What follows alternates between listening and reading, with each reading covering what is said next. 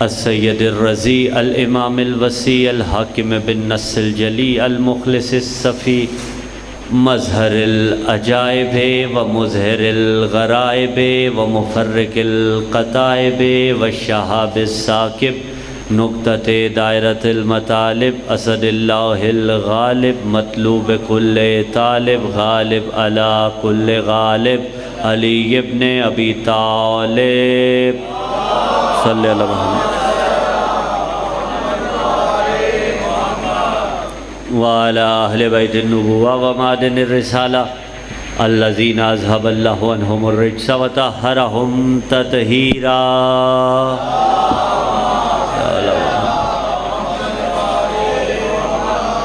ولعنۃ اللہ علی جمیع اعدائہم ومقصری فضائلہم ومناقبہم وولایتہم من یوم انعقاد نطفتہم الی قیام یوم الدین اما بعد قال اللہ تبارک و تعالی فی کتاب اللہ الناطق والقرآن الصادق والنور الساطع بسم اللہ الرحمن الرحیم ان الذین کفروا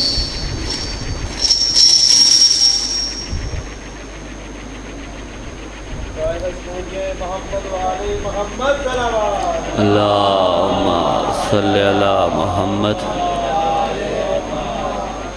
بسم اللہ الرحمن الرحیم ان الذین کفروا وماتوا وهم کفار اولئک علیہم لعنۃ اللہ والملائکۃ والناس اجمعین صدق اللہ العلی العظیم اللہم صلی علی امیر المومنین وارث النبیین کامل الملحدین یاسوب المسلمین نور المجاہدین زین العابدین تاج البقائین اصبر الصابرین افضل القائمین قاتل الناکسین والقاسطین والمارکین فاتح البدر والاحد والخیبر والخندق عین اللہ وجہ اللہ جنب اللہ لسان اللہ ید اللہ الذی قیل فی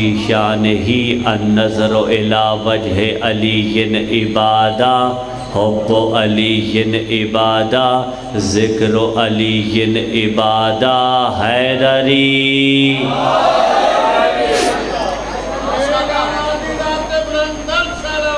اللہم صلی علی محمد وآل محمد سامعین ذی وقار موالیان حیدر کرار عاشقان امیر المومنین علی ابن ابی طالب علیہ السلام تشریف فرما ہے حمد و ثنا ہے اس خدائے واحد و یکتا کے واسطے کہ جس کی مثل کوئی نہیں جس کی نظیر کوئی نہیں نہ وہ کسی کے جیسا ہے نہ کوئی اس کے جیسا ہے نہ اس کا کوئی بیٹا ہے نہ اس کی کوئی بیٹی ہے وہ آنکھوں کے سامنے آ نہیں سکتا ذہن اس کی قدرت کا احاطہ کر نہیں سکتا کوئی زمان اور مکان اس کے لیے نہیں لیکن وہ ہر جگہ ہے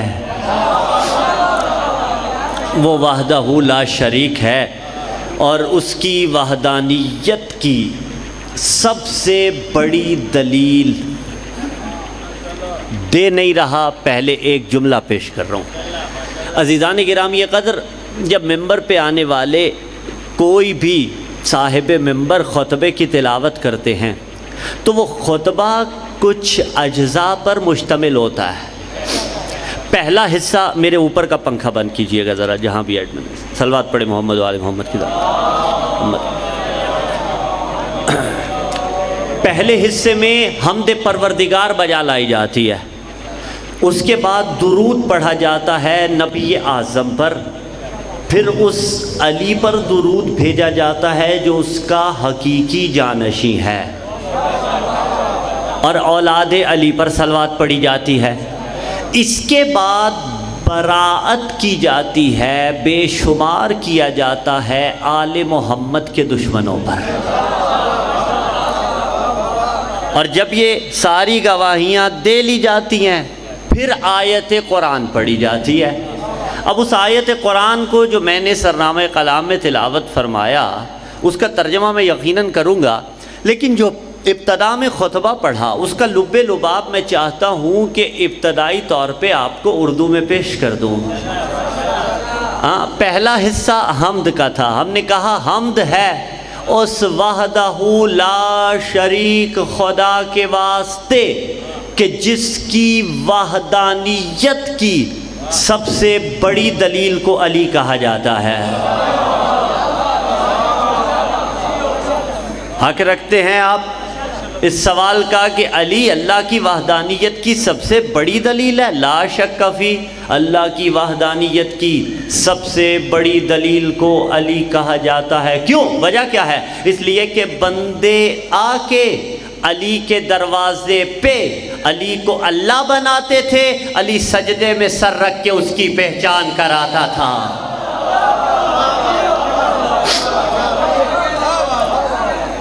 وہ آ کے اس کو خدا بناتے تھے۔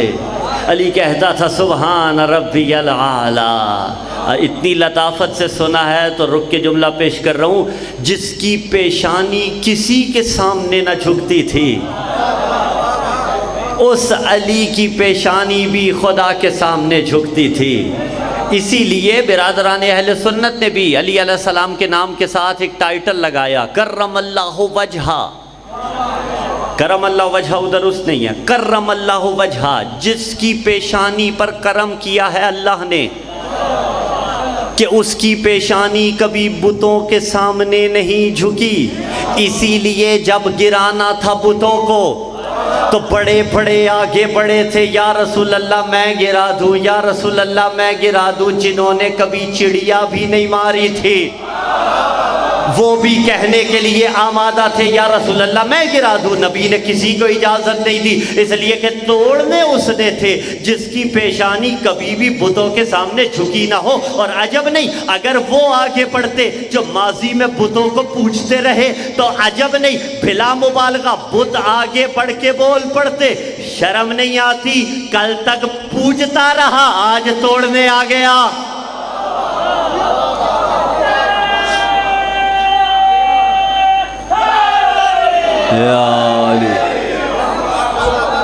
کسی کے سامنے علی کی پیشانی نہیں جھکتی سوائے خدا واحد و یکتا کے واسطے۔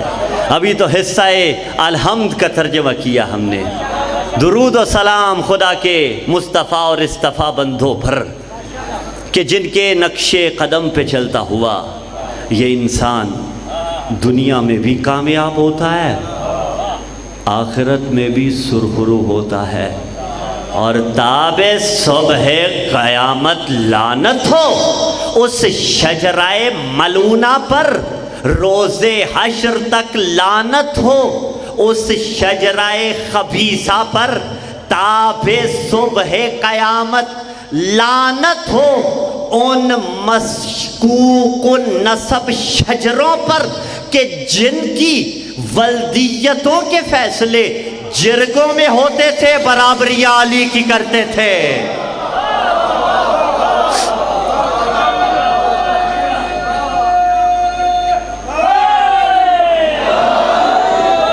تاب صبح قیامت لعنت ہو ہر شجرہ ملعونہ پر، قیامت کی صبح تک لعنت ہو ہر کافر پر۔ اور میں نہیں کر رہا، قرآن کر رہا ہے۔ سورہ بقرہ آیت کا نشان 161، بسم اللہ الرحمن الرحیم، ان الذین کفروا، وہ جو کافر ہیں۔ اچھا یہ انا جہاں بھی قرآن کے اندر آیا نا، قرآن پڑھنے والے لوگ میرے سامنے تشریف فرمائے، یہ انا مضمون جملہ کو ثابت کرتا ہے، یعنی جہاں انا آ جائے اس کا مطلب ہوتا ہے 100%، 100%، بالکل قطعی ہے یہ بات۔ کیا؟ ان الذین کفروا، وہ لوگ کہ جو کافر تھے، جنہوں نے کفر کیا۔ ٹھیک ہو گئی بات، کیا کفر، چھوڑ دے خدایا کا نہیں۔ ان الذین کفروا وماتوا، وہ جو کافر تھے اور حالت کفر میں ہی مر گئے، مسلمان نہیں مرے، مومن نہیں مرے، حالت کفر میں مر گئے. ان الذین کفروا وماتوا وہم کفار اولئک علیہم، کافر تھے، کفر کی حالت میں مر گئے، چھوڑ دے میرے اللہ کا نہیں. اولئک علیہم، وہ جو کافر تھے اور کافر مرے وہ تھے، وہ ہیں لعنت اللہ علیہ، جن پہ اللہ لعنت کرتا ہے. ٹھیک ہو گیا، اس کا کام ہے وہ کرتا ہے. کہا نہیں، کچھ اور بھی ہیں جو کرتے ہیں. والملائکتی، اس کے فرشتے بھی لعنت کرتے ہیں. والناسی اجمعین، اور سارے لوگ مل کے ان کافروں پہ لعنت کرتے ہیں. والناس اجمعین کا ما حاصل لب لباب اپنے لفظوں میں ترجمہ کروں جو اس کے اندر مثمر ہے. ایک اللہ لعنت کرتا ہے، دوسرے ملائکہ لعنت کرتے ہیں، تیسرے مولائی لعنت کرتے ہیں. کہ سوائے ولا والوں کے کوئی ایسا نہیں ہے کہ جو لعنت کرے کافروں پر. تو اب کتنے گروہ ہو گئے؟ 3 گروہ جو کام کر رہے ہیں. ایک اللہ، ایک ملائکہ، ایک ولا والے. کیا کر رہے ہیں؟ والناس اجمعین، لعنت کر رہے ہیں. کن پر؟ کہ جو کافر تھے اور کفر کی حالت میں مرے. یہ جو 3 طبقات ہیں نا، یہ تینوں طبقات کچھ اور بھی کرتے ہیں. یہ تینوں طبقات صرف لعنت نہیں کرتے، کچھ اور بھی کرتے ہیں. آؤ قرآن پڑھتے ہیں. بسم اللہ الرحمن الرحیم. ان اللہ وملائکتہ یصلون علی النبی یا ایھا الذین آمنوا صلوا علیہ وسلموا تسلیما. نہیں، یہ باجماعت نہیں تھی. باجماعت صلوات پڑھ کے صلوات کا حق ادا کرنے کی کوشش کیجیے. اللہم صلی علی. تو بات پہنچ رہی آپ. اللہم صلی علی محمد. منزل تمہید کو میں استوار کر رہا ہوں تاکہ ہر ذہن میں بات بیٹھ جائے. 3 گروہ 2 کام کر رہے ہیں. ایک اللہ، ملائکہ اور بندے. البتہ وہ جو بندگی کا حق ادا کرتے ہیں وہ درود بھی پڑھ رہے ہیں، وہ لعنت بھی کر رہے ہیں. اچھا، درود کیسا ہے اور لعنت کیسی ہے، یہ واضح ہونا چاہیے یا نہیں؟ تو درود کن کن کا ہے؟ ایک اللہ کا ہے، ایک اس کے ملائکہ کا ہے، ایک اس کے بندوں کا ہے. کن پر ہے؟ جو درود ہے وہ کن پر ہے؟ تو پڑھی ہم نے صلوات اللہم صلی علی محمد و آل محمد. اگر ملا کے پڑھے تو محمد و آل محمد. اتنا ہی ہے. میرے اللہ درود بھیج محمد صلی اللہ علیہ وآلہ وسلم پر اور آل مصطفیٰ پر. آل پر درود اور محمد پر درود. اب گفتگو کا لطف لیتے جائیے گا. تمہید کی منازل میں استوار ہو رہی ہے. کون بھیج رہا ہے؟ اللہ، ملائکہ، آپ. ایسا ہی ہے. اللہ کا درود کیسا ہے؟ ملائکہ کا درود کیسا ہے؟ ہمارا درود کیسا ہے؟ کیا سارے سیم ہیں؟ سیم نہیں ہیں. یاد رکھیے گا، سارے ایک جیسے نہیں ہیں، اس لیے کہ وہ لا شریک ہے. ملائکہ ہم جیسے نہیں ہیں، وہ معصوم ہیں. ہم اور آپ، ہم جو درود بھیج رہے ہیں یہ کیا ہے؟ ترجمہ آپ کریں گے تو بات آسان ہوگی. آپ کیا کہتے ہیں؟ اللہم صلی علی. میرے اللہ، میرے اللہ، میرے اللہ درود بھیج. کن پر؟ محمد پر اور آل محمد پر. آپ کہہ رہے ہیں کس کو؟ آپ کہنے کے قابل ہیں؟ کیا خیال ہے؟ میں آپ کی بات نہیں کرتا، میں کہنے کے قابل ہوں؟ نہیں ہوں. لیکن اگر وہ اجازت دے تو پھر ہوں. آواز رہی ہے. مشکل بات تھی، آپ نے وصول فرمائی. وہ اجازت دے تو پھر ہوں. میرے اللہ کیا کر؟ رحمتیں اتار. کن پر؟ محمد پر اور آل محمد پر، علی تیری دعا کا محتاج ہے کہ تو دعا کرے تو علی پہ رحمت اترے گی؟ رحمت چاہتی ہے علی پہ اتر کے رحمت بن جائے۔ لیکن یہ بڑی اب دقیق بحث ہے، درود چھوڑ نہیں سکتے، درود پہچان تشیع ہے۔ پھر ہمارا درود کیا ہے؟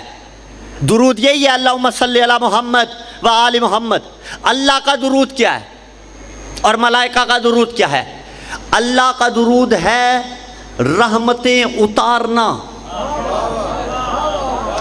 ملائکہ کا درود ہے ان کی طہارت کا اعلان کرنا۔ کن کی؟ جنہیں اللہ نے طیب و طاہر، پاک و پاکیزہ بنایا ہے۔ رک کے جملہ پیش کر رہا ہوں تاکہ سماعت بیدار ہو جائے۔ یعنی ملائکہ کا درود ہے آل محمد کی طہارت کا اعلان کرنا۔ وصول فرمائیے گا جملہ، ملائکہ کا درود ہے آل محمد کی عظمتوں کے قصیدے پڑھنا، یعنی ملائکہ کا درود ہے ولایت علی ابن ابی طالب پڑھنا، آل محمد کے فضائل پڑھنا۔ پھر جملہ رک کے پیش کروں، ان ممبروں سے جو علی علی پڑھا جاتا ہے، جو آل محمد کے فضائل پڑھے جاتے ہیں، یہ ملائکہ والا کام ہے، یہ ملائکہ والی سنت ہے کہ آل محمد کی طہارت کا اعلان کیا جاتا ہے۔ اور جب ہم اور آپ مل کے ملائکہ والا کام کریں گے، شیطان کو کل بھی ناگوار گزرتا تھا، آج بھی ناگوار گزرے گا۔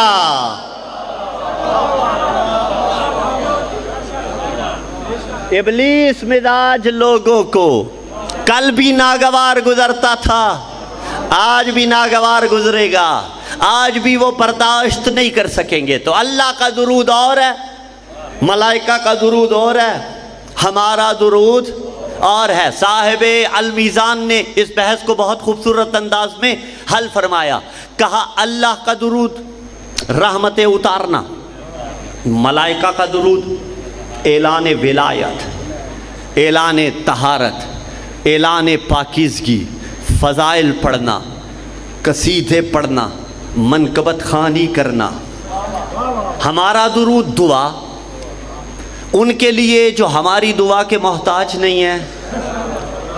ہاں، اس کی مثال جو دی صاحب تفسیر المیزان نے کہ ایک شخص کسی مالک کے باغ میں مالی ہو اور اس کا مزدور ہو، باغ ہو پھولوں کا، ایک دن انہی پھولوں میں سے چند پھولوں کو چنے، ایک گلدستہ بنائے، اپنے مالک کی خدمت میں پیش کر دے۔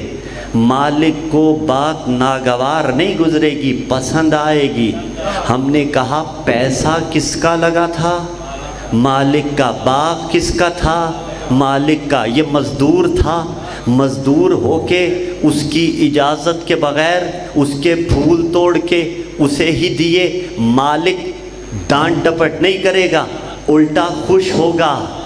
میں نے کہا پیسہ بھی مالک کا، کہے گا نہیں، اس نے کام بڑا اچھا کیا ہے۔ جس کا پورا باغ تھا وہ مزدور کے 10 پھولوں کا محتاج تھا؟ قطعاً نہیں تھا، لیکن بدلے میں ہوگا کیا؟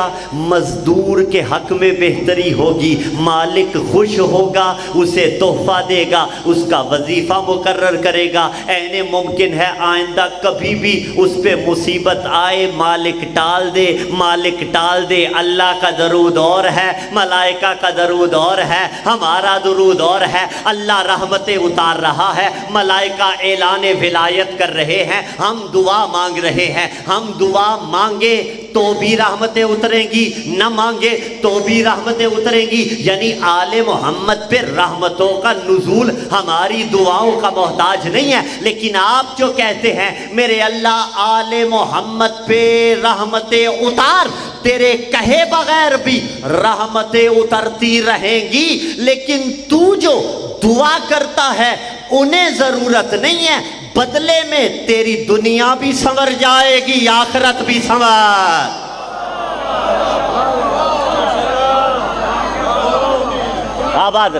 آباد رہیے۔ انہیں ضرورت نہیں ہے، اس لیے کہ بے نیاز خدا کے وہ نمائندے جو بندوں کے محتاج نہیں ہیں، انہیں آل محمد کہا جاتا ہے۔ اور خدا کا بندہ، ہر بندہ جن 14 کا محتاج ہے انہیں آل محمد کہا جاتا ہے۔ ہم ان کے محتاج ہیں، وہ ہم سے بے نیاز ہیں، البتہ اس سے بے نیاز نہیں جو سب سے بے نیاز ہے۔ ہمارا درود اور ہے، ملائکہ کا درود اور ہے، اللہ کا درود اور ہے۔ تو ہم درود بھی پڑھ رہے ہیں، کن پر؟ محمد پر اور آل محمد پر۔ یہ ہمارا درود ہے بھئی، ہمارا ہے نا، یہ تو ہے شیعوں والا درود۔ کیوں؟ اب ہر چیز جو ہے نا وہ زمانے نے خاص کر دی، نام علی آ جانے پہ شیعوں کے ساتھ ہم نے کہا قبول ہے، ہم نے کہا ہمیں قبول ہے۔ کیوں؟ آپ دیکھ لیجئے بچوں کے نام سکول میں دیکھے جائیں، علی عباس، علی آن، علی اوسجا، محمد علی، جری عباس، فوراً کہتے ہیں شیعہ ہو۔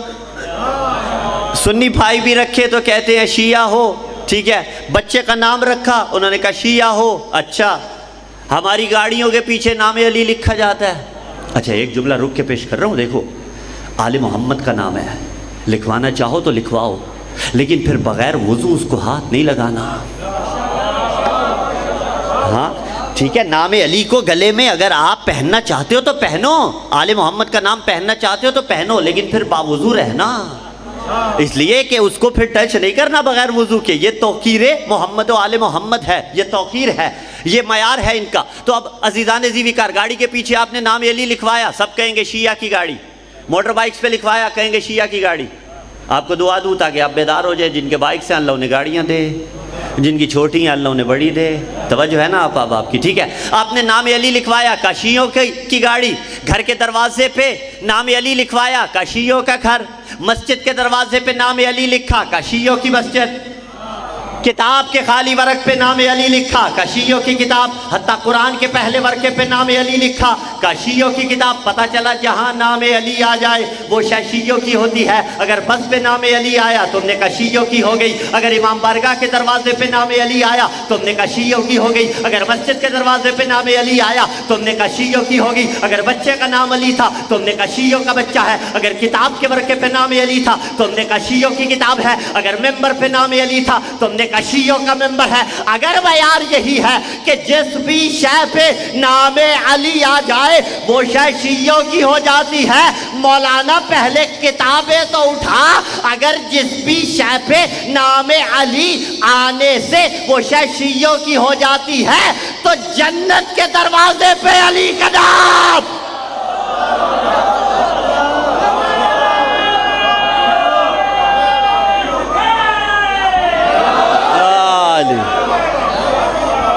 آباد رہیے جی، آپ سلامت رہیے۔ جنت کے دروازے پہ نام علی لکھا ہوا ہے۔ میں لفظ بدل دیتا ہوں، روایت آپ نے سن رکھی ہے، لیکن میں جملہ پیش کر رہا ہوں روایت کے محاصل کا، تاکہ لطف آئے آپ کو۔ جنت کے دروازے پہ نام علی لکھا ہوا ہے۔ آپ کے گھروں کے باہر ڈور بیلز لگتی ہیں یا نہیں لگتی؟ ٹھیک ہے نا؟ ہاں، اور تہذیب یہ ہے، اپنے کسی عزیز کے گھر میں بھی جایا جائے، اگر وہ آپ کے نامحرم ہیں تو نوک کر کے جائیں، کھٹکھٹا کے جائیں، ٹھیک ہے؟ ڈور بیل کی آوازیں مختلف ہوتی ہیں، روایت آپ نے سن رکھی ہے، وہی پیش کروں تو پھر لطف نہیں آئے گا۔ جنت کی ڈور بیل کی آواز کا نام یا علی ہے۔ آواز رہیے، سنی ہوئی ہے روایت آپ نے؟ ہاں، تو جنت کے دروازے پہ نام علی لکھا ہوا ہے۔ تو ہماری چیز نہیں، سرکاری درود اٹھاتے ہیں، یہ تو شیعوں کا ہے نا، جہاں سے بات چلی تھی، اللہم صلی علی محمد و آل محمد، یہ شیعوں کا ہے۔ آؤ سرکاری اٹھا لیتے ہیں۔ تو سرکاری کیسے پڑھا؟ اللہم صلی علی محمد و آل محمد کما صلیت علی ابراہیم و علی آل ابراہیم انکا حمید مجید۔ میرے اللہ درود بھیج محمد پر اور آل محمد پر، کیسا؟ جیسا ابراہیم پہ بھیجا اور ابراہیم کی آل پہ بھیجا۔ پھر کہا میرے اللہ برکتیں اتار محمد پر اور آل محمد پر، کیسی برکتیں؟ ویسی جیسی ابراہیم پہ اتاری اور آل ابراہیم پہ اتاری۔ پتہ چلا برکتیں محمد پہ بھی ہیں، درود محمد پہ بھی ہے، برکتیں اولاد مصطفیٰ پہ بھی ہے، درود اولاد مصطفیٰ پہ بھی ہے، برکتیں اولاد ابراہیم پہ بھی ہیں، برکتیں ابراہیم پہ بھی ہیں، درود ابراہیم پہ بھی ہے، درود آل ابراہیم پہ بھی ہے۔ یہ پرائیویٹ درود نہیں ہے، یہ سرکاری درود ہے، یہ سرکاری درود ہے، یہ سرکاری درود ہے۔ آؤ قرآن کی طرف بڑھتے ہیں۔ قرآن پکارا، ابراہیم کون ہے، اولاد ابراہیم کون ہے؟ ابراہیم نے دعا کی، سورہ بقرہ آیت کا نشان 128، بسم اللہ الرحمن الرحیم، ربنا وجعلنا مسلمین لک ومن ذریتنا امة مسلمة لک وارنا مناسکنا وتب علینا انک انت التواب الرحیم۔ خانہ خدا کی دیواریں بلند کر رہے تھے اور حضرت ابراہیم اور حضرت اسماعیل کہہ رہے تھے، میرے اللہ ہماری نسل کو مسلمان بنانا، ہماری نسل میں کوئی کافر نہ بنانا، ہماری نسل کو مسلمان بنانا۔ آپ نے درود میں اقرار کیا، میرے اللہ درود بھیج محمد پہ، آل محمد پہ، ویسا جیسے ابراہیم پہ بھیجا آل ابراہیم پہ بھیجا۔ پتا چلا آل ابراہیم پہ درود ہے، آل ابراہیم پہ درود ہے۔ اب یہی رکنا، ادھر خطبہ نکاح محمد مصطفیٰ اور حضرت خدیجہ سلام اللہ علیہ پورا نہیں پڑھ سکتا، ایک جملہ پڑھوں گا موضوع کی مناسبت سے۔ ابراہیم پہ درود، آل ابراہیم پہ درود، ادھر خطبہ نکاح پیغمبر اسلام اور حضرت خدیجہ سلام اللہ علیہما میں ابو طالب نے پڑھا بسم اللہ الرحمن الرحیم الحمدللہ الذی جعلنا من زرع ابراہیم و ذریت اسماعیل۔ تمام تعریفیں اس اللہ کے لیے جس نے مجھے ابراہیم کی نسل سے بنایا، جس نے مجھے ذریت ابراہیم بنایا، ذریت اسماعیل بنایا۔ مولانا تم نے بیٹھ کے اقرار کیا ابراہیم پہ بھی درود ہے، اولاد ابراہیم پہ بھی درود ہے۔ ابو طالب نے کہا میں اولاد ابراہیم ہوں، تو بتاؤ رتبہ کیا ہے ابو طالب کا، کہ جس پر نماز میں درود پڑھے بغیر اللہ نماز قبول نہ کرے، اسے ابو طالب۔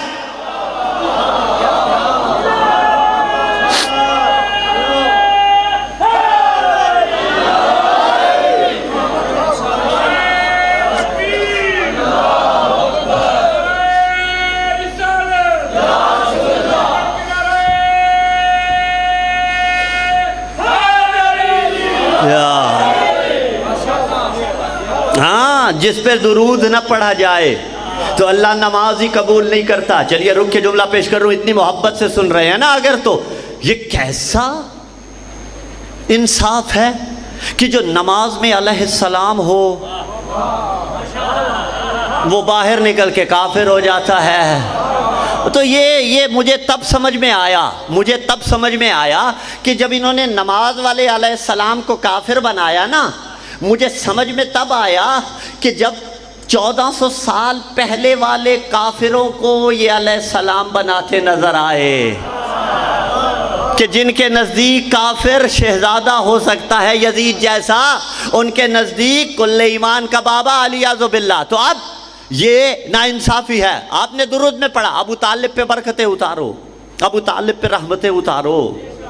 جملہ رک کے پیش کر رہا ہوں۔ علی ممبر پہ خطبہ دے رہے تھے، آیا ایک شخص جسارت کرنے والا اور اس نے جسارت کر کے کہا یا علی آپ خطبہ دے رہے ہیں، ابو کا فی النار۔ اللہ اکبر، کہا اے علی تیرا بابا علی اعوذ باللہ جہنم میں ہے۔ بات وہ جو علی ابن ابی طالب نے کی با کمال کی، کیونکہ علی کہتے ہی اسے ہے جو کمال کی منزل پہ گفتگو کرتا ہے۔ علی نے فرمایا انا قسیم الجنت والنار۔ اس نے کہا تھا تیرا بابا جہنم میں ہے، علی نے کہا میں جنت اور جہنم بانٹنے والا ہوں، یعنی اشارہ کر دیا کہ میں جنت اور جہنم بانٹنے والا ہوں۔ اپنے باپ کو تو جنت میں پہنچاؤں گا، لیکن جو میرے بابا کو کافر کہے گا اسے اس کے باپ سمیت جہنم میں چھوڑ کے آؤں گا۔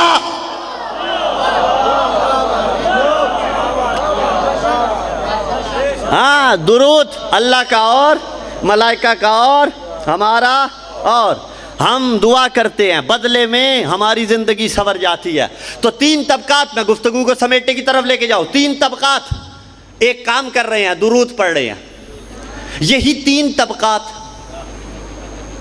کچھ اور بھی کرتے ہیں نا، ہاں لعنت کرتے ہیں۔ ان الذین کفروا وماتوا وهم کفار اولئک علیہم لعنت اللہ والملائکۃ والناس اجمعین۔ وہ جو کافر تھے اور کافر مر گئے، ان پہ اللہ بھی لعنت کرتا ہے، ملائکہ بھی لعنت کرتے ہیں، والناس اجمعین، اور سارے کے سارے لوگ مل کر ان پہ کیا کرتے ہیں؟ لعنت۔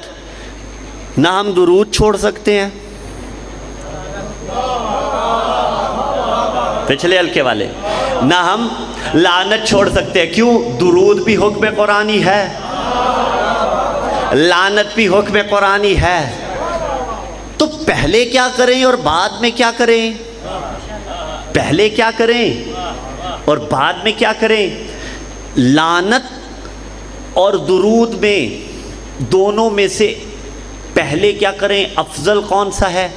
یہ سوال ہوا عارف زمان، اپنے زمانے کے عارف سے، ماضی قریب میں گزرا ایک بہت بڑا نام، آیت اللہ تقی بہجت آل اللہ مقامہ، سب نے ان کا نام یقیناً سن رکھا۔ ہاں، ان سے کسی نے پوچھا تھا آیا لعنت افضل ہے یا درود افضل ہے؟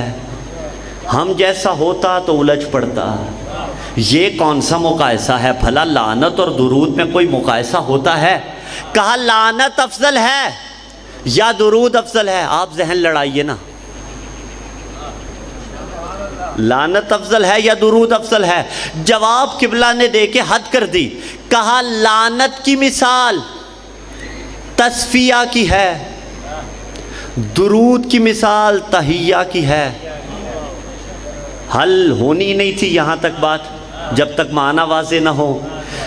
تصفیہ اور تحیہ دو لفظ ہیں، ٹینشن نہیں لینی، آسان ہوگی بات۔ تصفیہ صفایا کرنا، تحیہ آمادہ کرنا، بالتحیۃ والاکرام التحیات ہو۔ صلوات پڑھے محمد والے محمد کی ذات پہ، اللہ علامہ۔ ٹھیک ہے، سارے پہنچ گئے، میں نے کہا نا پہنچا لو انہیں، ٹھیک ہے؟ تو اب تصفیہ اور تحیہ سمجھا رہا ہوں۔ تصفیہ نکالنا، تحیہ آمادہ کرنا۔ دیکھیے آپ نے بہت خوبصورت امام بارگاہ کے مرکزی دروازے کو سجایا علم کی شبیہات سے، ٹھیک ہے؟ کیوں؟ مجلس عزا ہونی ہے۔ اچھا، سجانے سے پہلے آپ نے تصفیہ کیا تھا؟ غلیظ چیزیں اٹھائی تھیں؟ نہیں پہنچ رہے، غلیظ چیزیں اٹھائی تھی، تصفیہ کیا تھا۔ آپ نے اپنے گھر میں کسی کو بلانا ہو، تصفیہ کرتے ہیں یا نہیں کرتے؟ مہمان کسی کو بلانا ہو تو پہلے تصفیہ کرتے ہیں، صفائی کرتے ہیں کہ فلاں شخص کو ہم نے گھر کے اندر مہمان بلانا ہے۔ اچھا، پھر اس کو بلاتے ہیں، جو صفائی کرتے ہیں وہ تصفیہ ہے، جو بلاتے ہیں وہ تحیہ ہے۔ آئیے بسم اللہ، جو صفائی کرتے ہیں وہ تصفیہ، جو بلاتے ہیں وہ تحیہ۔ اچھا، بندہ معتبر ہو تو صفائی بھی بڑی معتبر کی جاتی ہے۔ اگر کسی سید کو جو آپ کو پسند ہو، پنجگانہ وقت کا نمازی ہو، شب زندہ دار ہو، آپ کو بڑا پسند ہو، آپ اس سید کو گھر میں مدعو کریں تو تصفیہ کیسے کریں گے؟ کوشش کریں گے ہر چیز کو پاک کریں، ہر چیز کو صاف کرے، صرف صاف نہیں اس کو پاک بھی کرے۔ تصفیہ اور تحیہ سمجھ میں آ رہا ہے؟ کہا قبلہ لعنت افضل ہے یا درود افضل ہے؟ کہا لعنت کی مثال تصفیہ کی ہے، درود کی مثال تحیہ کی ہے۔ تصفیہ ہے خالی کرنا، تحیہ ہے بلانا۔ لعنت ہے خالی کرنا، درود ہے بلانا۔ ہم لعنت کر کے دل سے منکروں کو نکالتے ہیں، پھر درود پڑھ کے سچے علی کو بلاتے ہیں۔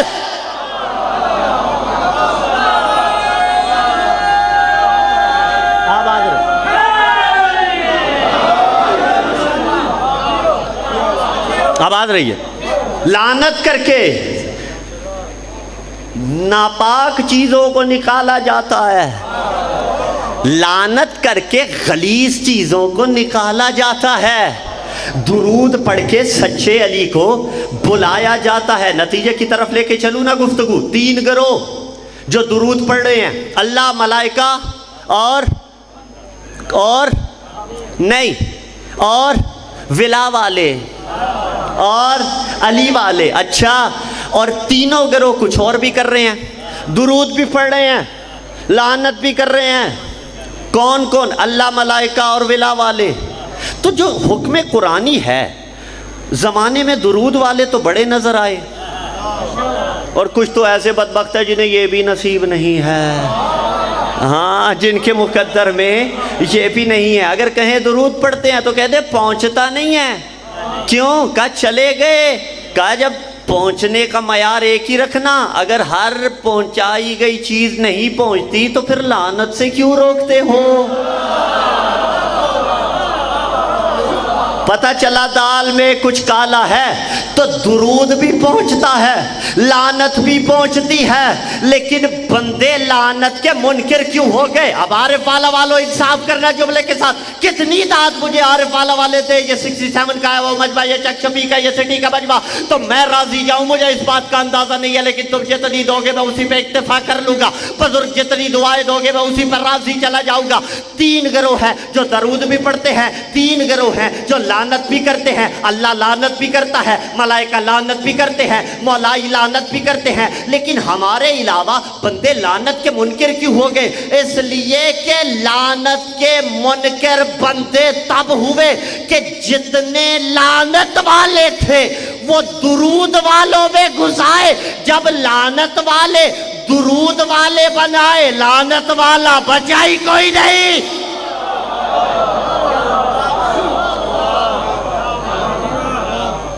یزید جیسے کو درود والوں میں گھسایا، اور میں نہیں کہہ رہا، ویڈیوز وائرل ہیں، 4 کوئی اور گنتی کر کے، 5واں امام حسن، 6واں شام والا، 7واں یزید۔ شاباش ہے تیرے انصاف پہ، 12 پھر بھی پورے نہیں ہوتے۔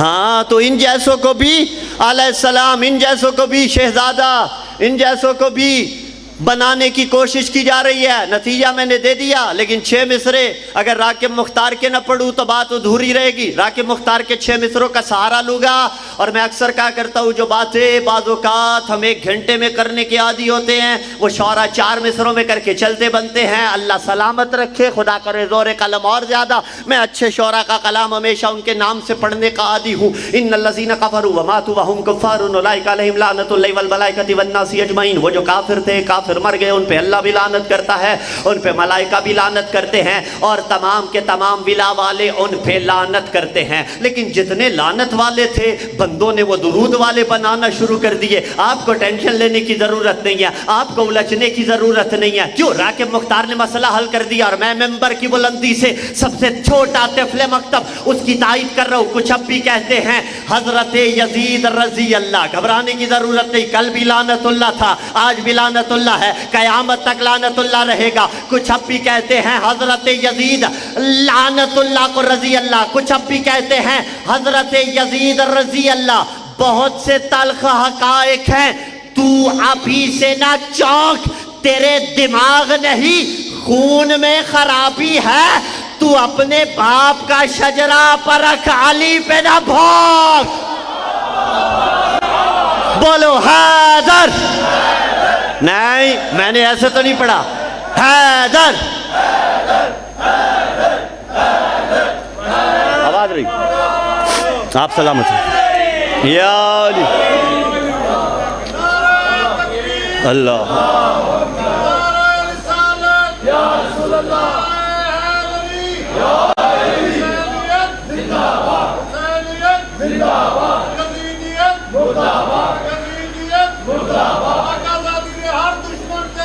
بے شمار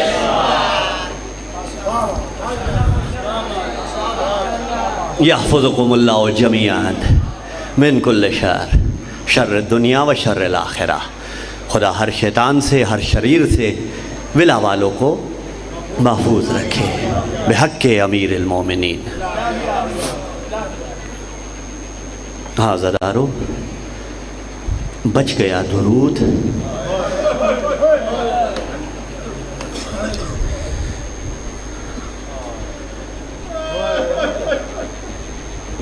اجڑ گئی نسل حسین کی۔